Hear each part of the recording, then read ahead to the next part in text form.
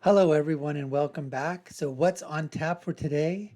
Well, we're continuing our series of the Politicon debates between Cenk Uygur of the Young Turks, who I affectionately like to call the Young Jerks, and Ben Shapiro of the Daily Wire, the Live Wire, folks. It's part 5 in this series of the Politicon debates between these two, and we're going to get to that in the next few seconds. Before we do so, just want to let you know you're watching the Dr. Nasir Shaikh Show. I'm your guest host for today. My name is Dr. Nasir. Haven't done so already? Subscribe to our channel, hit that notification bell, like, share, and follow us. And make sure to pin your comments below. Let us know what you think. Let's get to the debate between Ben and Cenk the Jank, part 5. We're going to do that right now. All right, very quick, very quick. Damn well, please. Okay, so when the Koch brothers or Bloomberg or Soros puts in hundreds of millions of dollars into elections, you think, well, I'm just doing them because they're good guys and they damn well please buying all those politicians. Or you think, no, the politicians would never be affected by hundreds of millions of dollars in legalized bribes. Okay. And you can't just spend your money anywhere you want. Of course there are rules. You can't bribe people. Right. There's many things you can't do with your money. And one of those should be bribing politicians, but we made it legal. Cenk. So I'm curious what your opinion on that is. Do you think that they're just golly shucks, they just mean well? And Cenk, you're a lawyer, so you know that bribery requires two parties to the bribe. And I follow this. Money to a politician, there must be something in return. If there is no quid pro quo, there is no bribery. You think there's nothing in return? Well, you think the politicians don't do those favors? I think very often there is something in return, but I want you to point me to the things that are in return, not just say that all spending on politics ought to be forbidden except for the Young Turks. No, that is of course not what we say. The Young Jerks. If you want to get money out of politics and then you said the Young Turks cannot donate money to politicians, I'd say, of course, that's the whole point of getting money out of politics. Wait, so Cenk. So this idea that Come on. It's so disingenuous. Even if you're a Republican and you're a conservative, you think there isn't crony capitalism? You think that $4.4 trillion that went in subsidies isn't question. because they got campaign donations? You know it's because they got campaign donations. Cenk. You know, all he's doing is...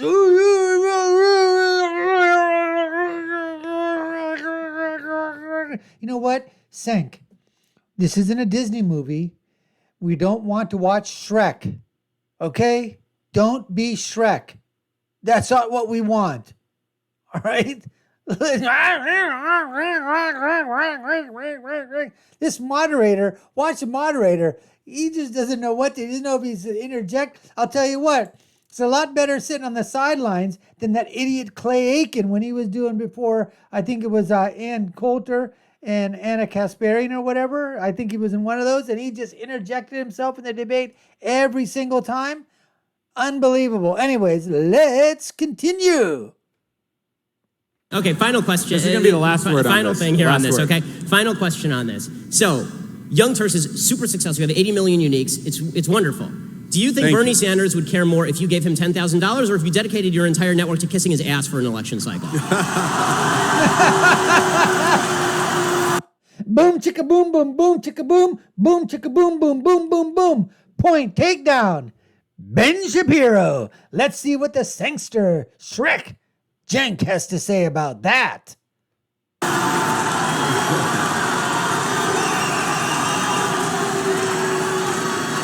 I'm thinking. So, two things about this. First of all, I think you and I will agree that what we did in praising some of Bernie's programs, a lot of Bernie's programs, but not all. For example, I disagreed with him on guns, and I thought Hillary's education program was slightly better than Bernie's. And by the way, I agree with the Republicans on the Export-Import Bank. So it's not blind allegiance. That is not what we do, not remotely, okay? Second of all, I think you'll agree with me that the mainstream media kissing Hillary Clinton's ass for 2 straight years was a much bigger problem. Would you outline? Now, the distinction that you're asking for,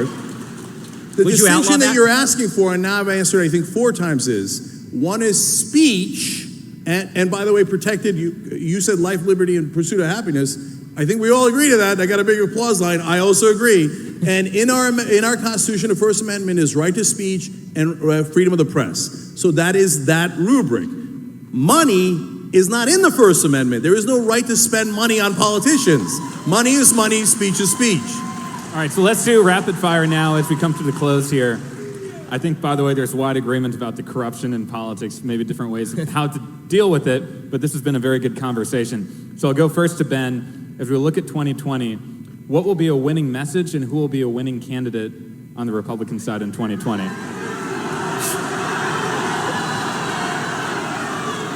So, I think that the greatest ally that the Republicans have is the incompetence and stupidity of the Democratic Party. The 2016, in fact, I have a feeling that Cenk actually might agree with me on this, that 2016 election, Donald Trump became president of the United States, right? Hillary Clinton was the worst candidate in the history of mankind. And that had, so, you know, the Republican message I never thought was a particularly losing message. I just think that what we have right now is such a polarized politics that it's going to be very difficult for anybody to pass anything in this climate. I also think that what we have almost a reactionary feel on both sides. Like, what I like about this debate is that we're actually talking about ideas, which is actually pretty rare in this sphere. Well, what's become more common is that on the left, there's this retreat to intersectionality as an identity politics, this idea that if we can cobble together a group of people who are feeling victimized by American society, you know, we have black people and we have Hispanic people and we have women and we have gays and lesbians and transgenders, and they all feel really bad about how American politics is going, and if we push that notion, we can create a coalition. There'll be a brand new coalition never before seen in American politics, and that requires a woman to run, or that requires a black woman to run, or that requires a minority to run. If they do that, then what you're going to see from, and I think in an equally nasty way, from the right is a response that says, okay, well, if you're going to do identity politics, you will see some white identity politics from the right, which I think is really negative. I don't want to see either of those things. What I would like to see is the Democrats campaign on the bigger, on the stronger involvement of government in your life and higher taxes program that Cenk wants them to campaign on. The Bernie Sanders, Elizabeth Warren program, and I would like to see the Republicans campaign on my program, a smaller government, libertarian program that says the government should get out of our lives as much as humanly possible. All right, and for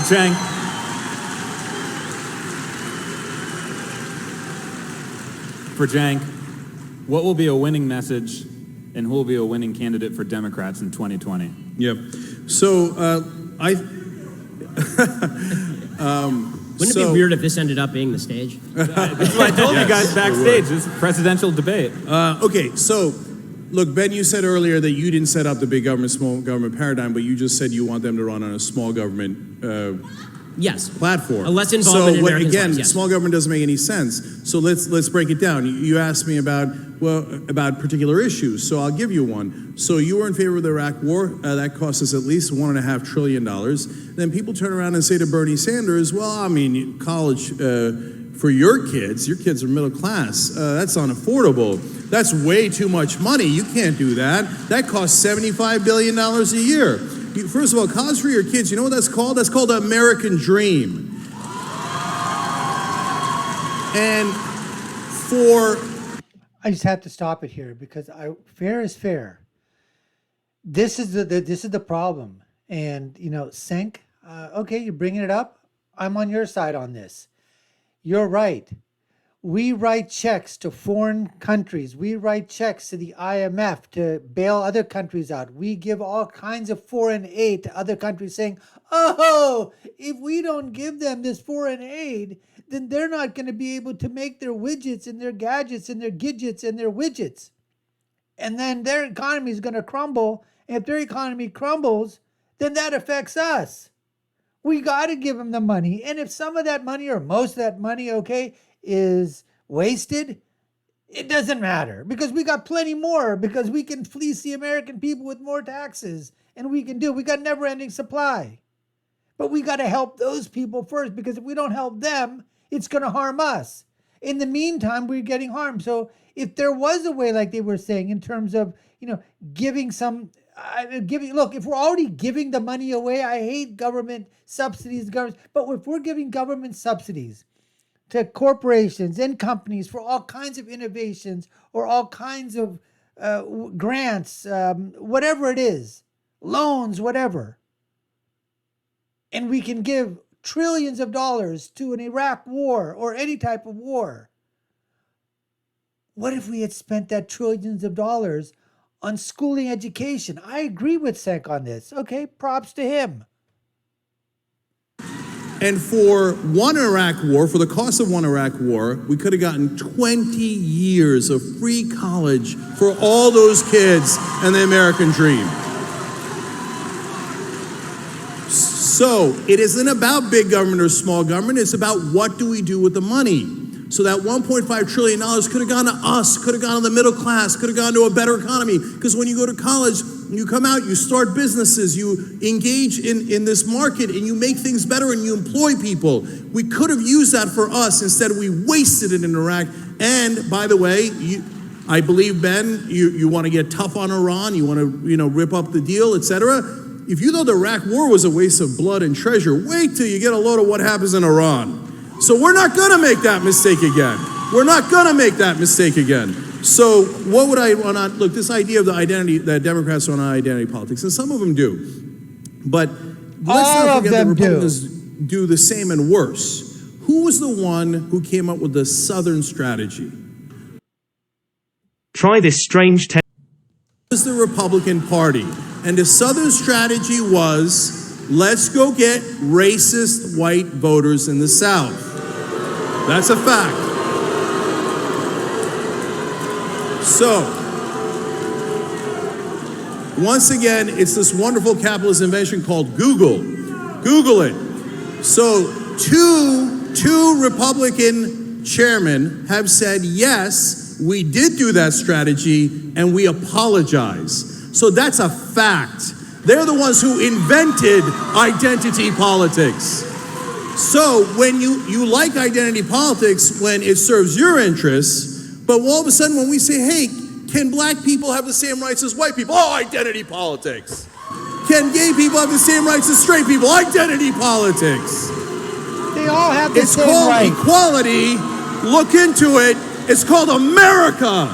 Okay? All right, well, I think we now know. USA! USA! USA! All right. Equality for all of us! Okay. All right. I want to respond to this is a Ben, point. just very quickly, and then we'll have to This wrap is it very up. quick, okay? Very quick. Okay, I want to respond to a point. This is a point that Cenk made last year in his debate with Dinesh repeatedly for about an hour. Was the Southern strategy with regard to the Republicans. Okay, I'd like to point out the idea that the entire South solidly moved into the Republican category because of the Civil Rights Act is historically false and has been debunked multiple times by people ranging from Sean Trent at Real Clear Politics to professors at the University of Pennsylvania. And there's a bunch of ways to debunk it, including the fact that the Congress did not switch Republican in the South until 1994. Okay, did it take 30 years for the racists to realize what was going on?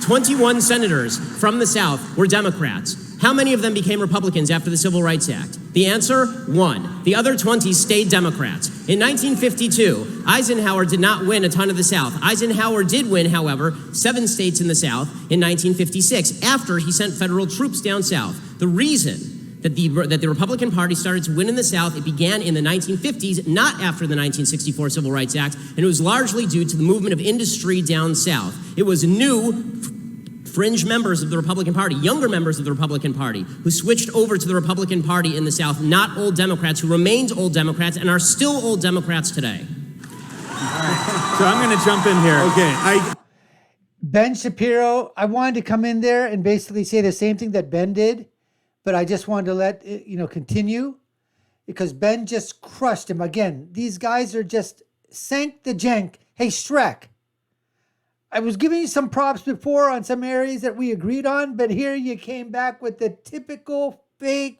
false, lying narrative of the Southern strategy. Oh, look it up. Google it. You can look it up and Google it, okay? Just because it's on Wikipedia, but it doesn't mean it's true. As Ben Shapiro basically just said right now, that has been debunked, the Southern strategy. It started way before 1964 and the Civil Rights Movement. It was the Dixiecrats in the South. They stayed Dixiecrats. They stayed Democratic. They stayed bigoted. They stayed racist. Get your facts straight, Cenk. Get them straight. Anyways, we appreciate you taking the time to watch this series of the Politicon debates between Cenk the Cenk and Ben Shapiro. Part 5, that's what it was. We appreciate you taking the time to watch. And you've been watching the Dr. Nasir Shaikh Show. I've been your guest host. My name is Dr. Nasir. If you haven't done so, subscribe to our channel, hit that notification bell, like, share, and follow us. Comment below. Let us know what you think. We'd really like you to share what you're feeling. Facts before feelings, feelings before facts. Come on, folks, do it. Anyways, I'll leave you with my final thought, which is when you're right, you're right. And when you're left, you're wrong. We'll see you again next time, folks. Take care and stay safe.